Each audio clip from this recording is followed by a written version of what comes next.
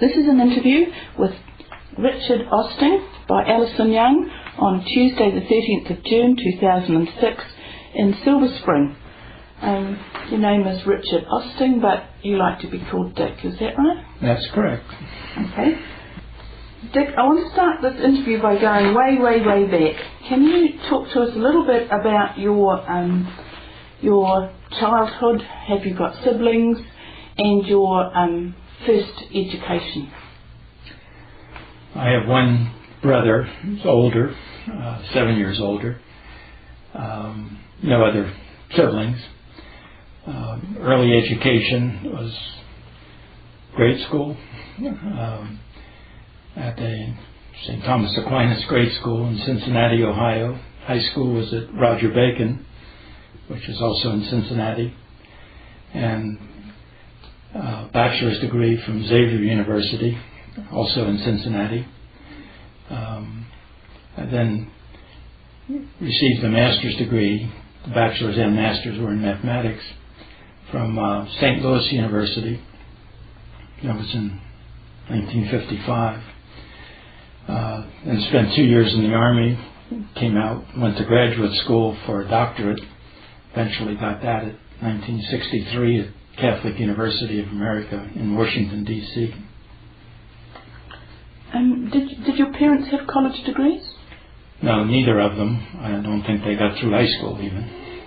About your parents, you said neither of them had college degrees, yet they encouraged you to go to college? Yes, both my brother and I went to college. He became a very successful business person. They were very favorably disposed to as much education as possible. Were they either your mum and dad in a computer or mathematics related field? Or? Not at all. Dad was a banker. That's just close to mathematics.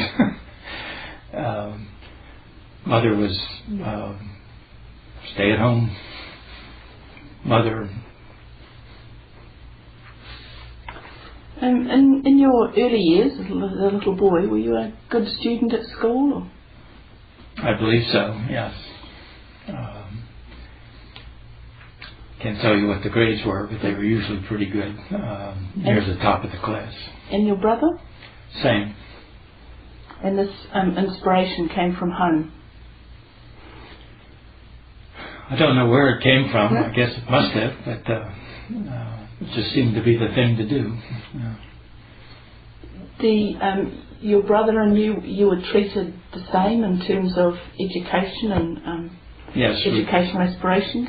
Yeah, we both had the same opportunities and were provided the same opportunities and the support for it, yes. Was there somebody in your early life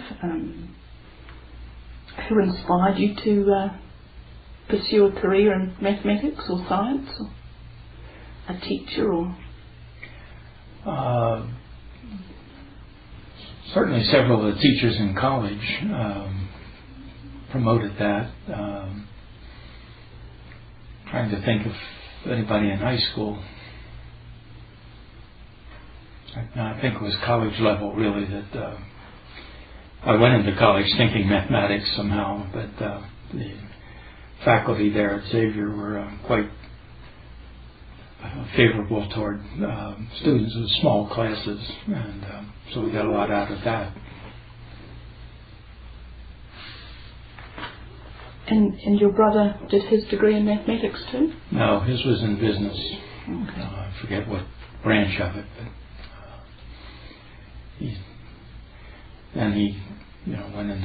he also served in the Army, so and then went into business after that. Yeah. Why did you choose Xavier as your college? It was a hometown school. My brother went there. At the time, it didn't seem to be the thing to go looking around all over the country for a university. So this was very convenient. It was a long walk, but I could walk to it when necessary. And it also had a good reputation. When you did your master's degree, did you by then know that you were definitely going to do all your degrees in mathematics? Yes. I took some sort of an aptitude test at some point. I don't know if it was late high school. It seemed like it was late high school. And the indications on that were number one, teacher, and two, mathematics. That just seemed to suit my approach to life and everything else. So that seemed to be what I followed. And your parents were very happy with this? Seemed to be. I don't know that they understood it particularly because it was different from business. There is that 2-year gap from your master's degree to your PhD. Can you just explain about that to us? The what? The 2-year gap between your master's degree and when you went back to graduate school. It says here that you went to the army. Yeah. I had gone to ROTC, taken ROTC in college.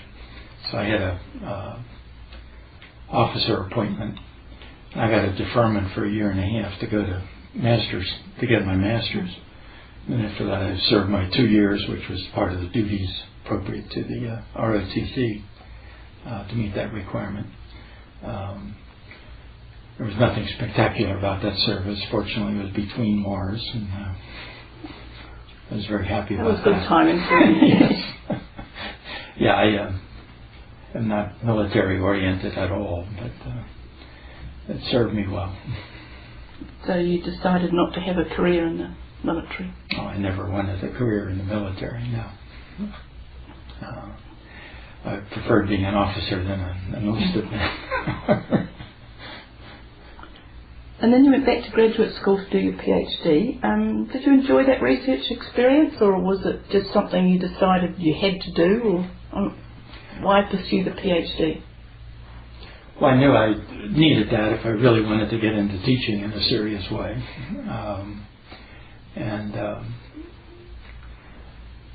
I just felt inclined toward continuing learning more mathematics. I don't think I ever was a researcher in the usual sense of the word, even after I got the degree. But apparently I did enough to satisfy my advisor and the university. So, yeah. And you enjoyed that experience? Yeah, I did. There were some very good people there, both teachers and students who, it was just very nice. Almost all of the time I was at graduate school, I had some kind of a teaching assistantship, so I had the combination of things that I enjoyed doing. You were a graduate assistant here at a couple of different universities while you were at graduate school. Yes, that's right. That both helped pay my way and also gave me something to do that I enjoyed doing. And when did you choose computer science? Because you've got these 3 degrees now in mathematics. Yeah, almost by accident.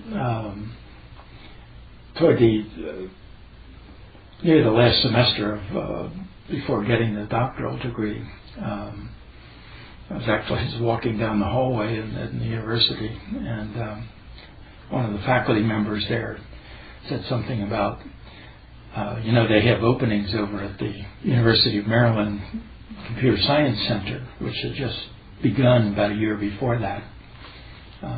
Much of my life there was a bunch of happenstances that were very timely as far as I was concerned. This was one of them. And he said, "Would you be interested in that?" And I said, "Well, I don't know anything about computing particularly. I did have a course in numerical analysis, and my advisor was in numerical analysis. So, but I wasn't using a computer at the time." So I said, "It sounds interesting." I did want to stay in the area, and in the geographical area, in Washington, D.C., Maryland area. And so I said, "Well, would you like me to call over there?" And so forth. Yeah. So I went over and had an interview, and they needed somebody at the time. They had the center there they had a big grant, and they were just getting faculty. They didn't have an educational program at the center at the time, but that was part of their charge to develop one. so they needed people, and they hired me. So it seemed to suit their needs. The fact that I was in numerical analysis and my advisor happened to be pretty well known, it was Morris Newman at the time.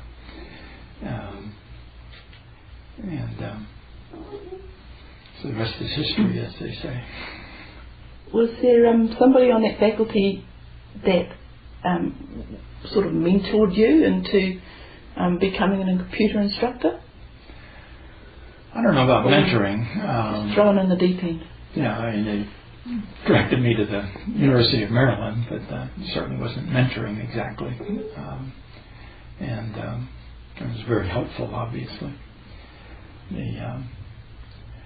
As I said, that my advisor was a numerical analyst, and although the thesis was in algebraic number theory, which I never taught, of course. So I did teach numerical analysis when I went over there. But just people were very, faculty and so forth were just very helpful toward my moving on into computing. And what was your course load like in those days? How much were you expected to teach, and were you developing curriculum as you went? At the University of Maryland? Yes. Yeah. Yes. I only taught one course. It was officially a research appointment because the computer center at the time didn't have a degree program, and at the University of Maryland, at least, you couldn't have a other than a research faculty. So I only taught the one course and was supposed to learn something about computing, etc. And as things developed, they did develop a program, and I was involved in that, which was a very, again, fortunate event for me because I really enjoyed doing curriculum development. That kind of became my theme the rest of my career.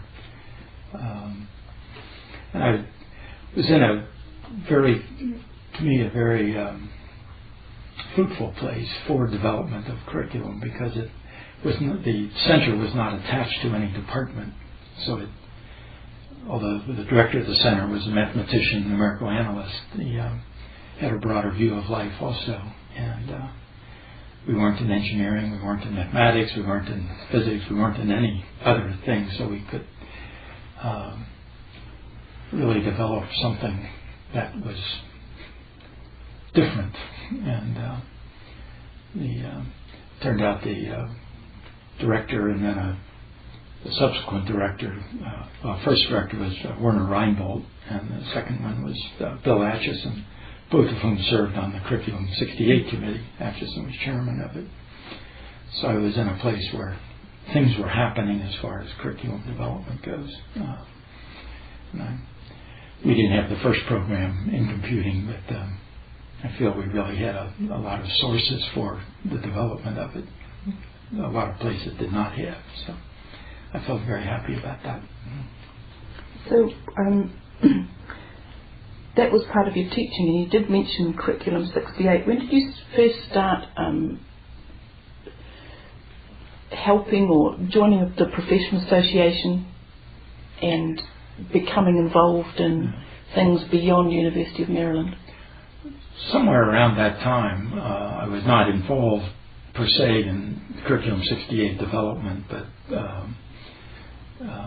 Earl Schweppe, who was also at Maryland at the time, I think he was secretary for it. He never was a committee member per se.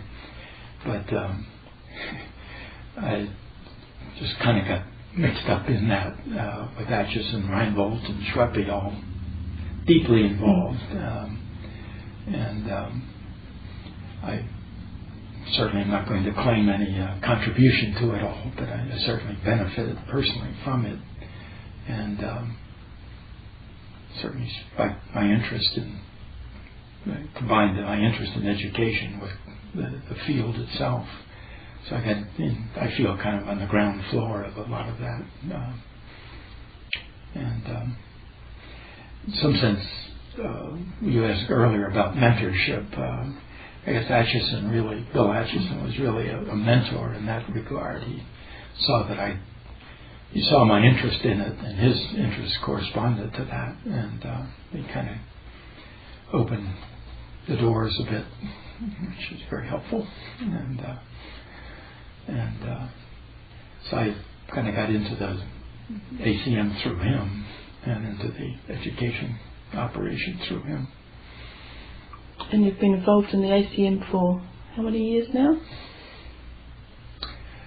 Well, I retired in '98, so I left it officially at that point.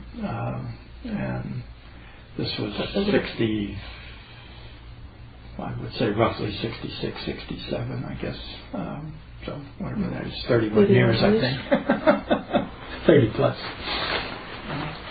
Can you just tell us a little bit more about those early years in the ACM and what you were doing and the things that they were doing in computer science at that time? Well, I think it was a very broadening experience for me also, because they were doing things that were not just under the rubric computer science, information systems, library systems, all that kind of stuff, work-related computing, which application computing. So I got to see a much broader spectrum of activity in computing and in computer education. Sort of throughout all of that, I kept in touch with the development of curriculum. Sort of my bent, I guess, was to get curriculum for a variety of people, different groups, to the extent that I could. And to that extent, other ACM people were extremely both good to me and led me on. Jerry Engel got a group together, which included me, and we eventually produced, I guess it was Curriculum 78, I think we called it, which was supposed to be an update to some extent, but of Curriculum 68, but it was primarily directed towards small colleges, which also was something I enjoyed doing. I felt large colleges, large universities could kind of fend for themselves, get their own faculty, etc. Small colleges at the time were struggling like crazy. They knew that, I think a lot of them realized the need. A lot of the faculty, mathematics and engineering faculty, realized that a lot of students wanted to get into computing, and so they had to build up something in their places. So again, I felt I was around at kind of the right time, and could take some of that background and information I had into their curriculum. So I did a little bit of consulting, I guess 30-some places I went to, all mostly small institutions, to help them develop something. But that, I think, was partly because of, I was at University of Maryland and that had a name, and partly because of ACM, which helped greatly in that regard too. So I just kind of hung around different curricular developments. And that really was my main thrust within ACM, I guess you would say. I participated in their conferences and was committee members, and I even chaired one of their conferences. But I think my main professional interest and activity. And IEEE you mentioned as well. Well, I was never in the IEEE, but again, in the latter years of my experience with ACM and IEEE started working together a little bit more, and that kind of involved me in some joint curriculum. Also, in your vitae here, you did quite a bit of work with health, computing and health. Oh, yeah. Yeah, explain that to again us. through ACM I met Karen Duncan, and she was very active in the development of health curriculum and health computing, and she also got a group together which I was fortunate to get included in, and I guess I was supposed to be the computer expert, or one of them in that group. That was a very diverse group, and again, that's another one of the broadening experiences where you found out that, oh yeah, this can really move out into the different areas. So we did end up developing a curriculum. I never knew whether or not it was successfully implemented anywhere, but it must have had some impact. And computing's changing a lot in this time between. Oh yeah. Well, it was the IBM 1401 and the big machines filling rooms type of thing, where you could look through windows to see what was going on until a few bombs went off here and there, and then they bricked the windows in. But it was still the big machines with the punch cards, etc. And Fortran was the main language where I was, although some others were being developed both elsewhere and where I was. Obviously the change eventually in the microcomputer emphasis was. So I got to see a lot. I didn't get into the wiring. I was a little late for that, but anyway. You've been talking about the curriculum development, but that was mostly at undergraduate level. You did do some curriculum development at postgraduate level. Yeah. Again, because the activities in the committee level, people start moving up into that, and I got attached to that. I can't remember exactly how, or through whom, but none of it did I instigate. I was always a participant, very happy and willful participant in it, but I hope contributed. So, we did the postgraduate degree in health computing and just a graduate program in computing, computer science primarily. Although there were, again, various times we wanted to introduce a little more information systems and that kind of combination, but somehow that never got some approval somewhere along the line. You also, so that was undergraduate curriculum, postgraduate curriculum, but also in the mid-80s you then started to look at secondary school level. Yeah, and I can't remember exactly how that came about, but or people doing some work in it. That seemed kind of an interesting thing to bring that down into the secondary level. I'm sure it was implemented in some places by that time, some kind of computing, but I didn't think there was any particular real curriculum in it. And Gene Rogers was around at the time and was involved at that level. And she and I got together, and then a few others joined in. And Karen Duncan, I think, was also involved in that. We tried to develop at least a year program in information, which would include computing, but also various other kinds of information that people gather, and the problems with the information inundation of people through TV and through all kinds of inputs, and work through that psychology of stuff. We got people from different fields come in to help, and produced a year-long thing that, again, I don't know if it was ever implemented or not. It got published, but I don't know what the impact was. Have you got any thoughts now on computing at high school, secondary school level? I think it's a very valuable thing. I wish there were more in the way of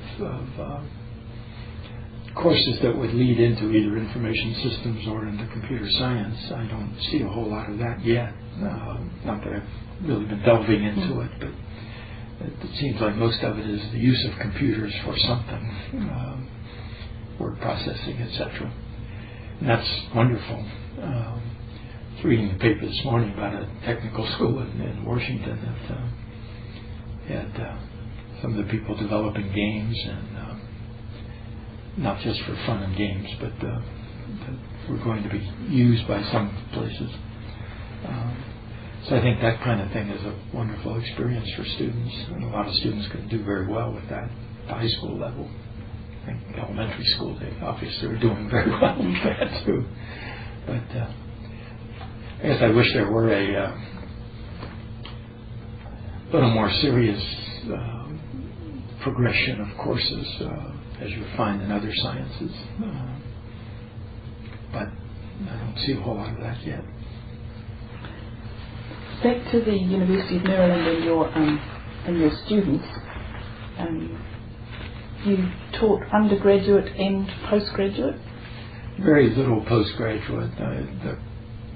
But the only postgraduate courses were those that could also count for undergraduate, like the junior, senior level courses. And actually very few of those. Most of the teaching was down to lower level. Because also at Maryland I got into other things. I was advising a lot and was assistant chairman for a while, and I guess some kind of title that was not an official title per se, but a working title, assistant chair for education. So I was involved in assigning faculty and seeing that all the courses were covered, and we had the curriculum and the prerequisites and all that kind of stuff. So as a result of all of that, the teaching load was a lot less than for some faculty. It was essentially the same teaching load as some of the research faculty, but I kept it at the undergraduate level also. It seemed to suit more what I was doing. I was really advising more undergraduate students. Were you expected to research as well? Being promoted, yeah. Again, I was fortunate to get promoted from assistant to associate professor before the real crunch on research came. And I never became professor because the crunch came. And the kind of stuff I was doing, any papers in the area of curriculum and paper of a book or something, or co-authoring and something, was not considered the kind of research that was promotable. So I stayed an associate professor and found enough to do. But you did write some books. Could you tell us a bit about those? Yeah. Co-authored? Yeah. Again, someone I met in one of these, I guess the high school oriented things, was interested in AP, advanced placement, computer science thing. So she had got somebody else, did a little bit of writing for Pascal for the advanced placement test, which is of course out of date now, has been for quite a while.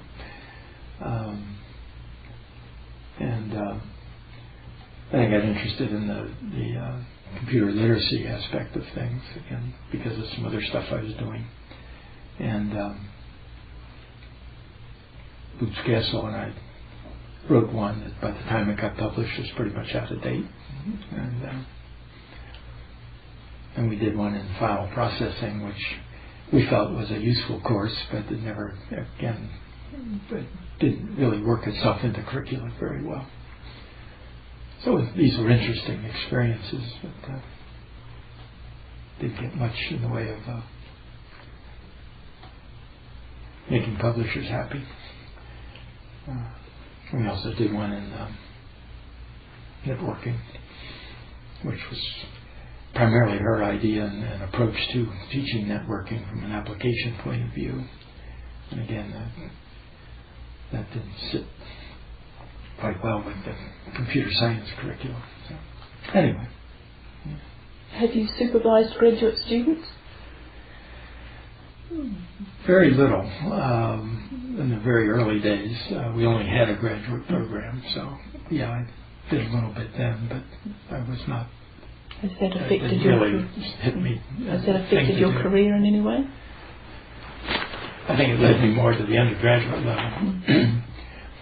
As I felt very strongly that part of my advice to some of the colleges I went to do consulting was to develop a good, strong undergraduate program, and the graduate program will take care of itself. And that, I think they heard the message, but financially they wanted a few graduate students. Also, the faculty were more interested in the development of their own intellect, etc., in teaching graduate students. But I kind of felt that should come after the solid undergraduate program. So much of what I did move down to that undergraduate level, which included community colleges too. While we were talking about curriculum development, Joyce Little got me involved, and Joyce Curry Little got me involved in that, and that became a very interesting experience too.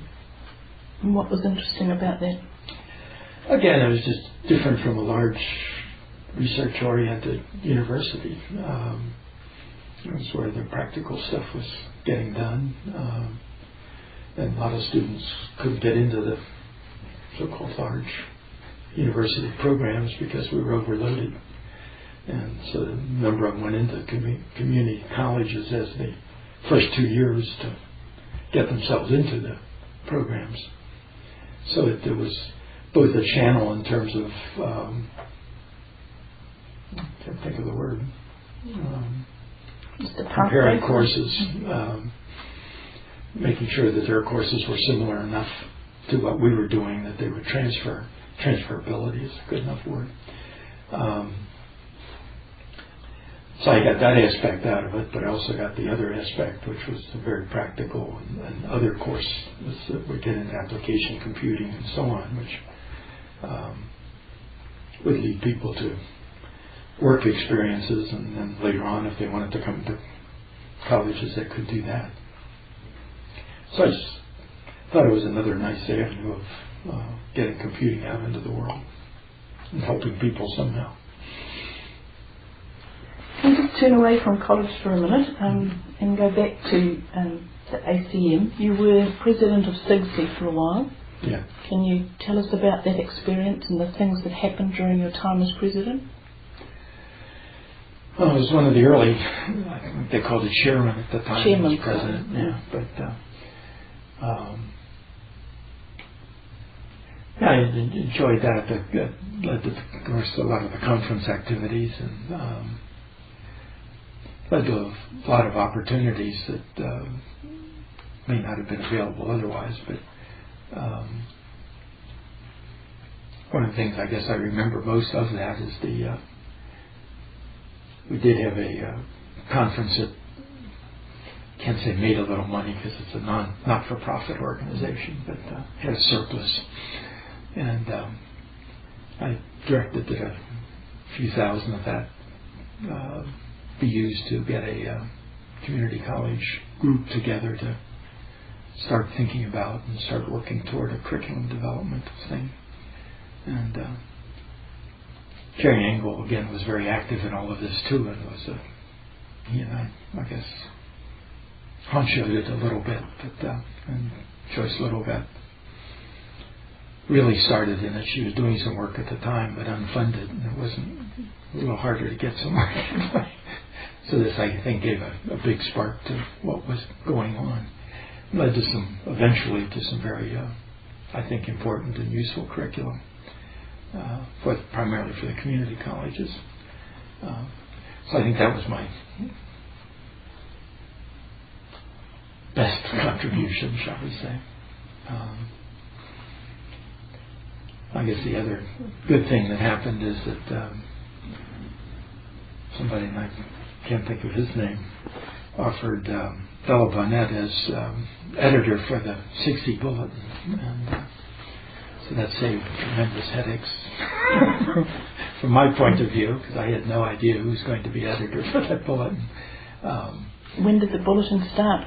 Well, before that, but I can't remember who was editing. It may have been Bob Aiken himself. He was the chair earlier.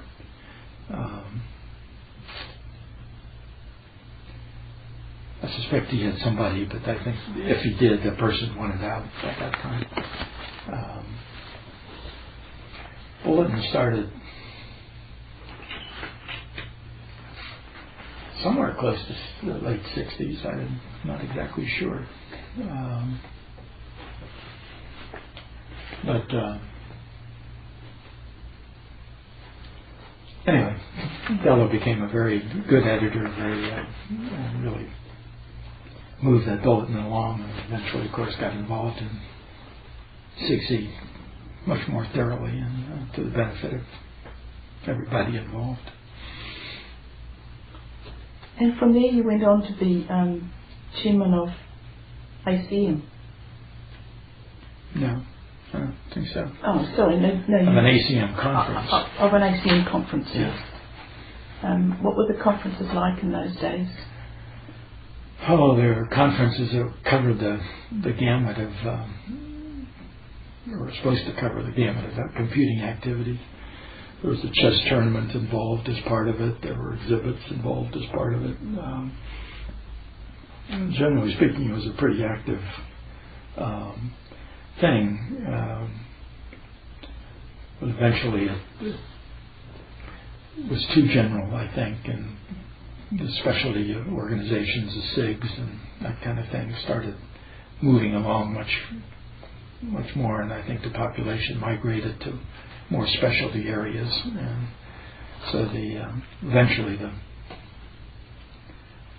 conference, I guess, was stopped. I forget what year, not too long after I was chair. I hope that wasn't the reason. Were there big conferences in those days? This was 1980. They got smaller and smaller. I think, well, by the time I chaired, it was somewhere in the little less than 2,000 people range, which may be a big conference, but considering its range was very small. The chess tournament was a very popular activity, and got a number of people and teams involved in that, which added to the conference attendance. It was also a conference that was given along with SIGC. And that, again, was kind of a like that my aspect, because I really felt SIGC was a very important aspect of it. ACM hierarchy seemed to think that SIGC was tagging along, and I think as the years have shown, SIGC was a pretty prominent part of it, and became the lasting part of it, one outlasted.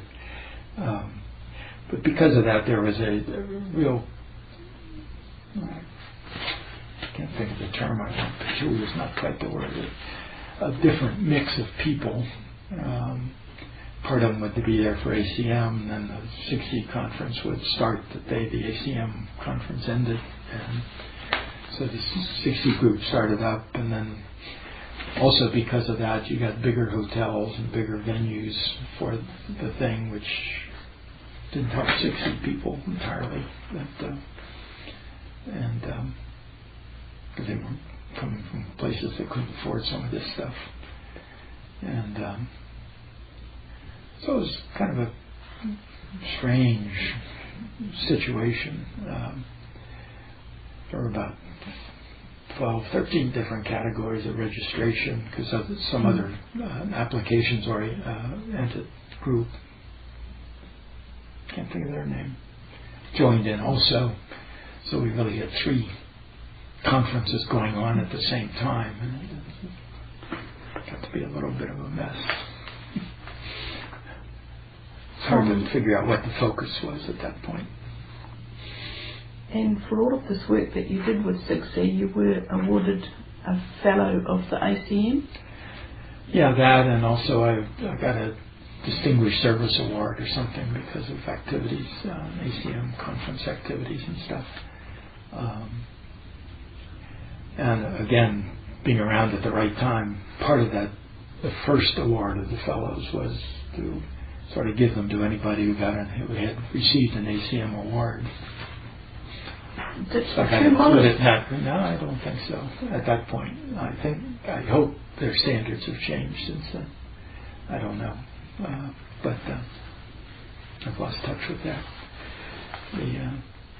But there was that. That was a definite aspect of criterion at the time.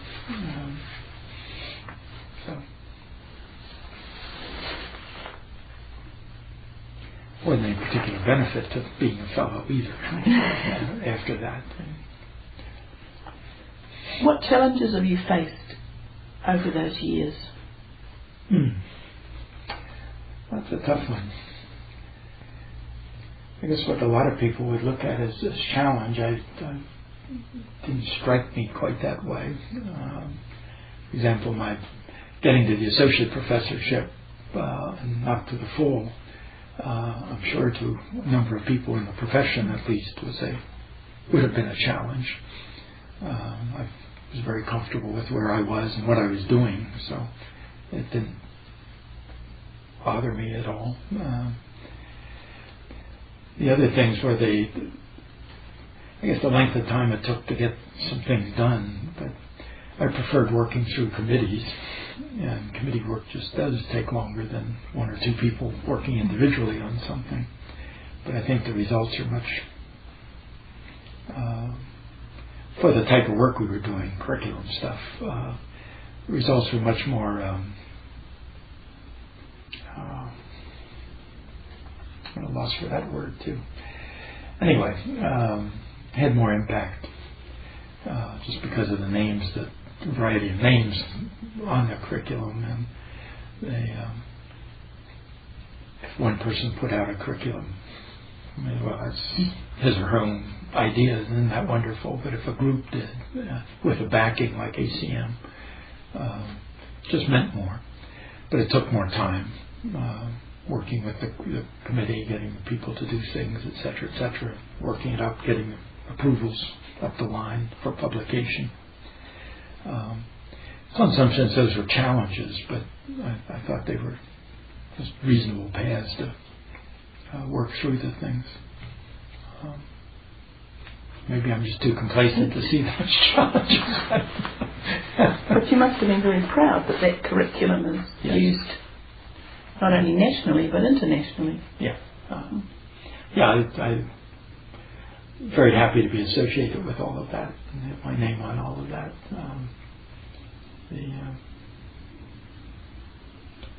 It's what I really wanted to do, and so on. Actually, toward the end of my career, the last few years before retirement, I went over to University College, University of Maryland, and developed a curriculum there that I'm very proud of, and I felt I had a lot to do with that one, not the details so much, but the direction of it. I had a position where I was the assistant dean for computer and mathematical sciences, so I really had all of computing courses under me. This was adult education was one of the terms at the time. It's continuing education or whatever they're calling it now, but that too just opened up all kinds of windows as far as I was concerned for me, and just helped an awful lot of people who were the working force out there.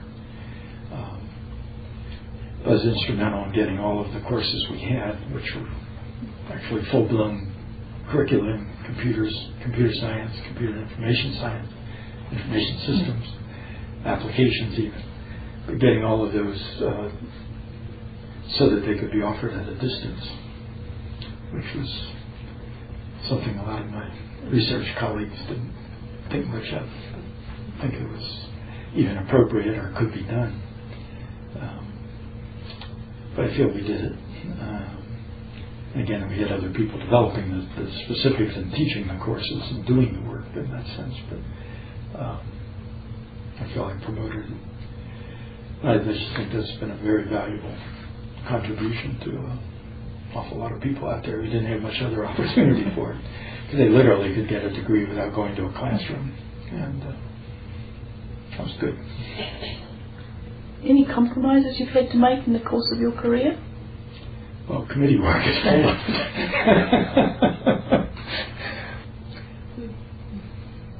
There must have been more than just that, but that certainly strikes me as the biggest area of them. But usually they were peaceful. Do you have any strong outside interests that would enable us to understand you better? Are there any outside interests that have had a shaping effect on your career? I like to travel. I'm a tourist at heart. So I certainly enjoyed going to conferences, and I guess one effect was I was willing to be a committee member, and I feel I did the work of the committee member, but that got me to a lot of the conferences and helped support the travel interest. In the meeting with people internationally? Yeah, there was, for example, some work I did for University of Maryland University College got me to Japan and to Europe because we had groups over there originally teaching troops, and then that broadened out to some others. So I got to go to places like that to deal with the curriculum there and help people along in understanding it a little better or something, and introducing a little literacy over there, etc., to our staff primarily. So it was just, I feel like I came along at a time when there were just tremendous opportunities for almost doing anything you wanted to do in some respect, and I feel I found a niche that I enjoyed doing, that I profited from personally because I met so many wonderful people who were so active and interesting, and it suited me, and I feel that, or at least I can only hope that it was helpful to a lot of other people. I think it was. Have you had any circumstance over this time where you have acted as a mentor to somebody or some people? Can you explain that I know to us? at least one or maybe two people who claim that I have been. I never felt that was my specific role per se, but I think circumstances were such that it developed that way. One is Boots Castle, and I do hope you interview her, and maybe she can contradict it. But there was an occasion, again, this goes back to the time when small institutions just did not have the resources, et cetera, she came to a 6E conference, to a Birds of a Feather session actually, and was interested in developing something, but the institution she was with just had no idea what was going on and how and all that kind of stuff. And this Birds of a Feather, she either asked a question or emitted a cry for help. What can we do? Type of thing. So anyway, we talked a bit afterwards, and she invited me to be a consultant to her place, and that went on for a couple of years, and just a collegial thing developed there that worked out very well. Eventually we were co-authors of books, et cetera, but I think her career blossomed quite a bit after that. And I don't think much after that I had much to do with, because she was a self-starter in many respects and really worked at it and got along very well on her own path. But at least at the beginning, I guess that was mentorship. The other one was the story I told earlier about the money for the community college thing. That certainly helped that along, and Joyce Curry Little and I became friends through that.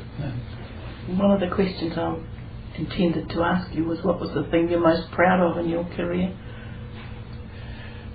Probably my last experiences at University College, developing that curriculum at a distance, which there were other places that were doing courses at a distance. We had models, but I think the way that University College did it and the type of course that was produced was different. And leading to the full-blown curriculum, I think just... Actually, before that, I was working at University College almost as a consultant, but I don't think there was any official term that was being used to help them through some of their computing days, early days. But I think that just had a tremendous impact of people. I mean, students in Iceland and students around the world, literally, in that thing. So that, in the sense that it probably had the biggest impact that I know about, was probably my proudest achievement. That's wonderful. Have you had any advice for young people starting out today in computing? What would it be? In computing, oh man, try to determine what your interests really are and pursue that. Whether it be computer as an application to something, whether it be as a science, as the informatics, information systems area of it, into the whichever direction you want to go, but make sure it suits your bent. If you're scientific oriented, if you're engineering oriented, if you're business oriented, in broad terms anyway, to the extent you can figure it out when you're 18. But I think that the most important thing to do if you're going to college with the idea of a degree, and possibly in computing, is to get a broad base at the beginning, so that when you change your mind you can go into other things and you don't have to repeat everything or waste a lot of years trying to pick up other prerequisites. I think that the more liberal the education, of course that's my background, but the more liberal the education, the better off you're going to be, both as a computer person and as a person. So I would advocate moving in that direction. Have you got any predictions on where computing is going? Oh man, when predictions come up, all I could think of was the early days when somebody, I think it was in IBM, said, "Oh, we have 5 or 6 computers. That's going to be enough to handle everything in the world." Or I think of all the people in artificial intelligence who have made predictions over the years. No, I wouldn't dare predict. Okay. If there was one decision that you made along your career path that you could change, what would it be? Never really thought about that, but I guess my initial reaction would be nothing. I just felt so very fortunate, and it seemed like when I was looking for something, something would come up, and I could get involved in it. And of course, it was a matter of saying yes or no to it. I had the choice of no. If I chose yes, it was a very happy circumstance in many respects. If you were starting out, I don't think anything particular. It seems strange. There should be something, but it doesn't have to be. No, I know. But if you were starting out again today, would you follow the same career path?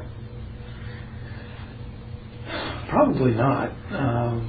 I don't know that I would go into what was then still called pure mathematics. I'm not sure what I would go into, but I certainly would try to get better grounded in coursework, etc., in computing. I never had a course in computing, so I don't know what that is. But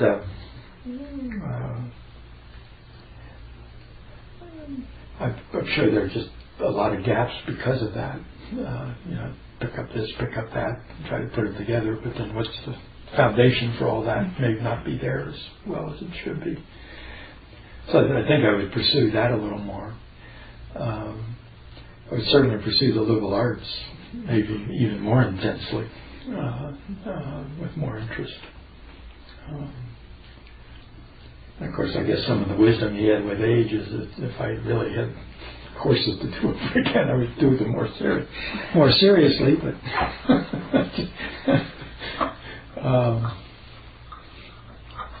I don't know. Pure mathematics interested me, and I was fascinated by it, and I guess I did well in it. But it just, I always felt a lack of being able to apply it. Computing somehow you can apply. So I guess I would probably pursue computing more intensely. Okay, and if there is one story you would like to tell us so that it will always be remembered, what would it be? All of the above.